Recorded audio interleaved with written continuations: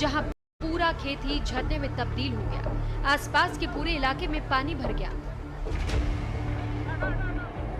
सवाई माधोपुर में लगातार 3 दिनों से मूसलाधार बारिश से जल भराव और कटाव से गंभीर स्थिति उत्पन्न हो गई है। हालात की गंभीरता को देखते हुए आपदा मंत्री खुद मोर्चा संभाले हुए हैं। बुलडोजर पर बैठकर बाबा के नाम से मशहूर किरोड़ी लाल ने मौके का मुआयना किया। झालावाड़ के पास गागरोन की काली सिंध नदी की पुलिया के पास कार डूब गई। बाद में क्रेन की मदद से कार को बाहर निकाला गया, लेकिन तब तक 2 लोगों ने अपनी जान गंवा दी। राजधानी दिल्ली और इसके आसपास के इलाकों में भी भारी बारिश का दौर जारी है। एक ओर जहां दिल्ली के लोगों को उमस भरी गर्मी से राहत मिली है, वहीं भारी बारिश ने राजधानी की रफ्तार रोक दी है। 2025 में पहली बार दिल्ली में यह जलस्तर खतरे के निशान के करीब पहुंच गया है। राजधानी दिल्ली से सटे साइबर सिटी के नाम से मशहूर गुरुग्राम का भी बारिश से बुरा हाल है। भारी बारिश की वजह से जल भराव की स्थिति है। सड़कों पर पानी भर गया है, गाड़ियां मानो रेंग रही हैं। बिहार में इस वक्त चुनावी मौसम है, लेकिन भारी बारिश की वजह से पटना पानी पानी हो गई है। भारी बारिश की वजह से पटना के कई हिस्सों में जल भराव की स्थिति है। बारिश ने माया नगरी की भी रफ्तार को रोक दी है। भारी बारिश से मुंबई में जल भराव की स्थिति है। बारिश से मुंबई में ट्रैफिक जाम की स्थिति है। मौसम विभाग ने राजस्थान, जम्मू कश्मीर, उत्तराखंड और हिमाचल प्रदेश में भारी बारिश का अलर्ट किया है।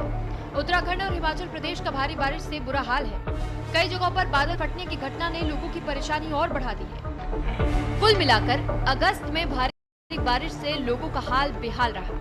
Bureau report, news India. Monsoon के मौसम में देवभूमि में कुदरत मानो आफत बनकर टूट रही है। चमोली के थराली में बादल फटने से हाहाकार मचा हुआ है। मकानों में घुसा मलबा बर्बादी का बयां कर रहा है।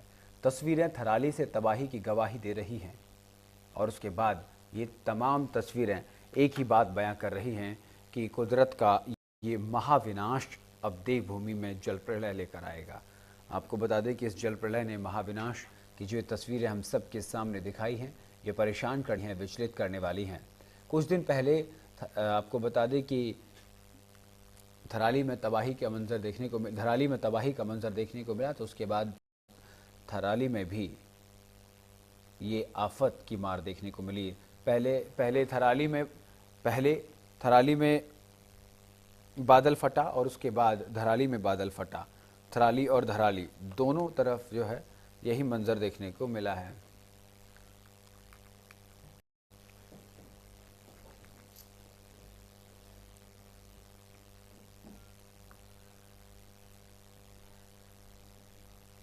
और इसी पर हम चर्चा करेंगे। चर्चा करने के लिए मेरे साथ देहरादून से हिमांशु बरमोला, शिमला से जीवन कुमार, हरिद्वार से विश्वास सैनी, दिल्ली से शालू चौहान, रायबरेली से ओम द्विवेदी और हमीरपुर से शीलू निषाद हमारे साथ जुड़े हुए हैं। सबसे पहले मैं रुक करूंगा का दिल्ली से हमारे साथ शालू चौहान जुड़े हुए हैं।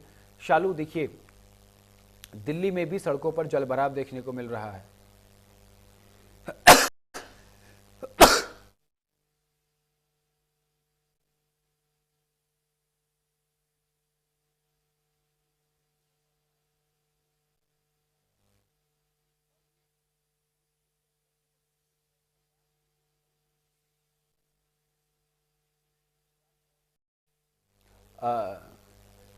शालू, आपको आवाज आ रही है?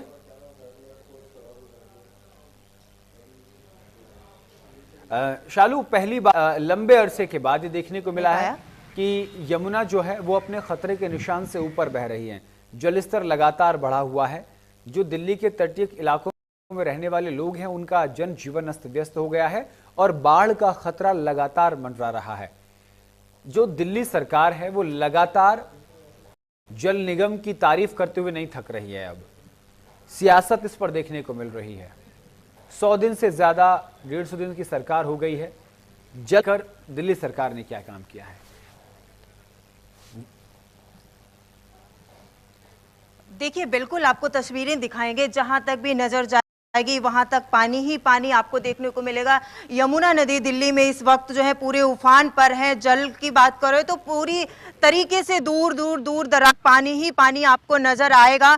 हालांकि ऐसे में पानी जो है कभी घट रहा है कभी बढ़ रहा है, लेकिन ऐसे में हालात जो है वो बने हुए हैं, बाढ़ जैसी स्थिति बनी हुई है दिल्ली में। और यही स्थिति अगर ऐसी ही रही, क्योंकि इससे पहले 2 दिन से लगातार जो है दिल्ली में बारिश भी हो रही है और पानी जो है अपना यमुना नदी में बढ़ता हुआ नजर से पहले भी अभी तकरीबन 4 से 5 दिन पहले यमुना नदी का जो जल भराव है वो इस कदर बढ़ गया था कि जो रिहायशी इलाके हैं वो पूरी तरीके से जलमग्न हो गए थे, घरों में पानी भर गया था। वहां पर लोग इतने परेशान हो गए थे कि अपने अपने घरों से बाहर निकल गए थे। वहीं दिल्ली सरकार का ये कहना है कि उन्होंने पूरी व्यवस्था जो है वो कर दी है, लोगों के लिए टेंट लगाए थे, वो जो है हर दूसरे दिन तीसरे दिन लोगों के बीच पहुंच रही हैं, जायजा ले रही हैं, किसी को किसी भी तरीके की तकलीफ जो है वो नहीं होने देंगे। लेकिन ऐसे में जो लोग हैं, कुछ लोग तो दिल्ली सरकार से खुश नजर आ रहे थे, लेकिन कुछ लोगों का ऐसा कहना है कि जिस तरीके की सुविधाएं जो है दिल्ली में हमें दी जा रही हैं उनको लेकर वो नाखुश थे, क्योंकि दिल्ली से एक शिविर लगाया था, टेंट लगाए हुए हैं जिसमें कुछ लोग रह भी रहे हैं, लेकिन कुछ लोग नाराजगी जताते हुए बाहर अपनी अपनी सुविधा के अनुसार रहना शुरू कर दिया है। तो लेकिन हालांकि बात करें दिल्ली सरकार की तो उन्होंने ये कह दिया कि बाढ़ से निपटने के लिए सरकार ने पूरी तैयारी कर ली है। चाहे बात करें तो उन्होंने जो वोटिंग है वो भी यहाँ पर जो लगाए हुए हैं, जो जल विभाग के अधिकारी है उनको भी अलर्ट मोड पे किया गया है। अगर यमुना में बाढ़ जैसी दिल्ली में कोई स्थिति बनती है तो ऐसे में तुरंत जो है आ जाएगा। लेकिन बात करें जो लोग हैं उनको आज भी जो है इस तरीके की तकलीफें देखने को मिल रही है। बात करें 2023 में जब बाढ़ आई थी दिल्ली में, लेकिन उसके बाद 2 साल बीत गए और ऐसी हालात आज 2024 में फिर से दिल्ली में देखने को मिल रही है, क्योंकि लगातार यमुना नदी का जल स्तर जो है वो बढ़ता हुआ नजर आ रहा है और खतरे के निशान करीबन पहुंचा हुआ है, क्योंकि इससे पहले 2 दिन पहले खतरे को निशान को पार कर गया था। और अब ऐसे में भी हालात अब बाढ़ से ही जैसे बने हुए हैं, क्योंकि लगातार बारिश हो रही है। मौसम विभाग की तरफ से ये अलर्ट जारी कर दिया गया है कि पिछले 24 घंटे में और तकरीबन 4 से 5 दिन लगातार हरियाणा में भारी बारिश होगी, जिसके चलते अगर वहां पर ऐसे हालात वो वहां से जो पानी है हथनीकुंड बैराज का, जिसके कारण से दिल्ली में यमुना नदी का जलस्तर बढ़ जाता है और यहाँ पे बाढ़ जैसे हालात हो जाते हैं। तो अब अगर 24 घंटे में वहां भारी बारिश का अलर्ट है तो वहां पे पानी जो है वो बढ़ेगा और वहां से फिर एक बार पानी छोड़ा जाएगा, जिसके कारण से दिल्ली में बाढ़ जैसे हालात हो सकते हैं और लोगों से एक बार तकलीफ का सामना उठाना पड़ेगा। उसको लेकर के सरकार की तरफ से हालांकि ये लगातार कहा जा रहा है कि प्रशासन ने पूरी तैयारियां कर ली हैं, लेकिन लोग जो है कुछ लोग जो रिहायशी इलाकों में रहते हैं, यमुना बाजार के इलाकों में रहते हैं, जिनके घरों में पानी भर गया है, वो कहीं ना कहीं नाखुश भी नजर आ रहे हैं। जी गौरव। बिल्कुल शालू, लेकिन इसको लेकर के प्रशासन की तैयारियां क्या हैं? देखिए, प्रशासन की तरफ से लगातार जो है जल अधिकारी हैं उनको भी अलर्ट मोड पे कर दिया गया है। जितनी वोटिंग है वो भी तैयार है। जिस तरीके से जो अधिकारी हैं वो भी जायजा लेते हैं, वो घाटों पर जो है तैनात रहते हैं ताकि यमुना में जो जल भराव है जिसके कारण से लोगों का आना जाना होता है वो वहां तक ना पहुंचे, वो किसी भी तरीके की एक्टिविटीज ना करें। और सरकार की तरफ से जो है ये भी दावा किया गया, क्योंकि कुछ दिन पहले जब सीएम रेखा गुप्ता यहाँ पहुंची थी, पीडब्ल्यूडी मिनिस्टर से यहाँ पहुंचे थे, उन्होंने भी साफ तौर पे यही कह दिया है कि सरकार की तरफ से हर तरह की वो तैयारी है कि बाढ़ से निपटने के लिए, बाढ़ जैसे हालात अगर दिल्ली में होते हैं तो किसी भी तरीके के जो लोग रह रहे हैं रिहायशी इलाकों में जिनके घरों में पड़ गया है उनको किसी भी तरीके से जो है तकलीफ जो सरकार की तरफ से नहीं देखने को मिलेगी, क्योंकि सरकार अपनी पूरी तरीके से तैयारी कर चुकी है। और उनके लिए जो शिविर लगाए गए थे तो शिविर में लोगों को रहने की भी व्यवस्थाएं की गई है। चाहे बात करें तो उस टेंट में पंखे लगाए गए हैं, रहने के लिए जो तख्त हैं वो डाले गए हैं, फोल्डिंग्स डाली गई हैं। हालांकि पंखाने के लिए प्रशासन की तरफ से मना कर दिया गया है, क्योंकि बारिश है, पानी भरा हुआ है और बारिश लगातार होगी या वहां पर जब पानी भरा होगा तो कहीं ना कहीं करंट आने की पूरी संभावना है। तो ऐसे में प्रशासन ने जो पंखे और कूलर लगाए उनको चलाने के लिए भी मना किया है और जो शिविर है उसमें लोगों को रहने के लिए कहा है, क्योंकि सरकार की तरफ से लगातार प्रयास जारी और लगातार शिविर लगाए जा रहे। शिविर लगाए गए थे जब पहले बार खतरे के निशान पर यमुना नदी पहुंची थी तो सरकार के द्वारा वहां पर शिविर लगा दिए गए थे, तमाम टेंट लगा दिए गए थे और वहां के जो लोग हैं उनको अपने घरों से खाली करके उसमें रहने के लिए सरकार की तरफ से कहा गया। और जो लोग हैं वो रह भी रहे हैं, जो लोग नाखुश है उनकी व्यवस्था। जी देहरादून का रुख करेंगे, हिमांशु बरमोला हमारे साथ जुड़े हुए हैं। हिमांशु, उत्तराखंड देवभूमि में कुदरत का कहर लगातार मिल रहा है। पहले धराली, फिर थराली और उसके बाद लगातार जो जल भराव हो रहा है उससे लोगों को परेशानी का सामना करना पड़ रहा है, लैंडस्लाइड हो रहा है। वर्तमान स्थिति से पहले अवगत कराइएगा कि वहाँ वर्तमान के हालात क्या हैं। निश्चित रूप से गौरव, उत्तराखंड की अगर बात कर ली जाए तो उत्तराखंड में पहले मौसम की बात करें तो मौसम आने वाले 7 दिनों तक जो है येलो अलर्ट जारी किया गया है। और वहीं अगर अगले 24 घंटे के लिए रेड अलर्ट की बात कर ली जाए तो रेड अलर्ट जो है उत्तरकाशी और देहरादून जिले के लिए रेड अलर्ट 24 घंटे के लिए घोषित किया गया है, क्योंकि जगह जगह लैंडस्लाइड की खबरें सामने आ रही हैं और जगह जगह लैंडस्लाइड होने से अब तक तकरीबन 100 से अधिक सड़कें हैं वो पूरी तरीके से बंद है, जिन्हें लगातार खोलने का कार्य किया जा रहा है। वहीं पूरे इस मानसूनी सीजन में अब तक जो है तकरीबन 2500 से अधिक सड़कें जो है बंद हुई थी, जिन्हें खोल दिया गया है। इसके साथ ही साथ अब जो है आकलन लगाना शुरू हो चुका है, क्योंकि किस विभाग को कितना नुकसान हुआ इसका आकलन किया जाना बहुत जरूरी हो गया है। वहीं अगर पीडब्ल्यूडी विभाग की बात कर ली जाए तो अभी तक जो है सड़कों के मामले में तकरीबन 300 करोड़ से अधिक का नुकसान हो चुका है। पिछले वर्ष भी पीडब्ल्यूडी विभाग को 300 करोड़ से अधिक का नुकसान हुआ था और वर्ष 2000 में 451 करोड़ रुपए से अधिक का जो है नुकसान हुआ था। तो कहीं ना कहीं अब नुकसान का आकलन किया जा रहा है। वहीं अगर अपडेट की बात कर ली जाए तो इस वक्त धराली में जो है रेस्क्यू ऑपरेशन अभी भी जारी है। पिछले 20 दिन हो चुके हैं और 20 दिन से वहां पर जो है लगातार सेना, एसडीआरएफ और एनडीआरएफ बनी हुई है। इसके साथ ही साथ अगर चमोली जिले के थराली की बात कर ली जाए तो थराली में अभी जो है एसडीआरएफ, एनडीआरएफ वहां पर मौजूद है और लगातार रेस्क्यू ऑपरेशन किया जा रहा है। जब बादल फटा तो उसके कारण वहां पर 40 से अधिक जो दुकानें हैं उनको नुकसान हुआ और 20 से अधिक जो मकान है वो वहां पर क्षतिग्रस्त हुए, जिन्हें तत्काल रूप से सहायता राशि भी प्रदान मुख्यमंत्री पुष्कर सिंह धामी द्वारा 5 लाख रुपए की तत्काल सहायता राशि भी प्रदान की गई। अब वहीं क्योंकि जो आपत्ति थी उसके जी हमारे साथ जीवन कुमार लगातार शिमला से बने हुए हैं। जीवन, शिमला की बात करें या फिर हिमाचल प्रदेश की बात करें तो किस तरीके के हालात जो है पूरे प्रदेश में बाढ़ और बारिश के चलते देखने को मिल रहे हैं, क्योंकि भूस्खलन की खबरें लगातार हिमाचल प्रदेश से सामने आ रही हैं। जी गौरव, तबाही की गवाही दे रहा है इन दिनों हिमाचल, और पिछले 2 दिनों से लगातार बारिश हो रही है और वो आंकड़े पैदा कर रही है जो भयावह हैं। 303 लोगों की मौत, 500 से अधिक सड़कें बंद, 3 पुल ढह गए, 3 श्रद्धालुओं की मनी महेश यात्रा और इस तरह 2400 के करीब मकान क्षतिग्रस्त हुए हैं। ये बहुत बड़ा आंकड़ा, भयावह आंकड़ा है। और अगर 24 घंटों की बात करूं तो अगले 24 घंटों में प्रदेश में रेड अलर्ट जारी किया गया है बहुत सारे जिलों में। जैसे आज कांगड़ा, चंबा, मंडी में भारी बारिश का रेड अलर्ट जारी किया गया है। वहीं बिलासपुर, कुल्लू और हमीरपुर में ऑरेंज अलर्ट है। सोलन और सिरमौर में येलो अलर्ट जारी किया गया है। मैं आपको बताना चाहूंगा कि जो कांगड़ा का क्षेत्र है वहां पर एक पुल गिरा है। इस पुल गिरने से जो मार्ग है पठानकोट का नेशनल हाईवे वो बंद हो गया है। इसी तरह से भरमौर, पठानकोट, मंडी, मनाली और बाली चौक 305 नंबर का जो एनएच है वो बंद हो गया है भारी बरसात के दौरान। और जगह जगह लैंडस्लाइड हो रहे हैं और लोग फंसे पड़े हैं रास्तों में, जहां उनके पास पहुंचने के लिए प्रशासन को लोहे के चने चबाने जैसी स्थिति पैदा हो गई है। जी गौरव।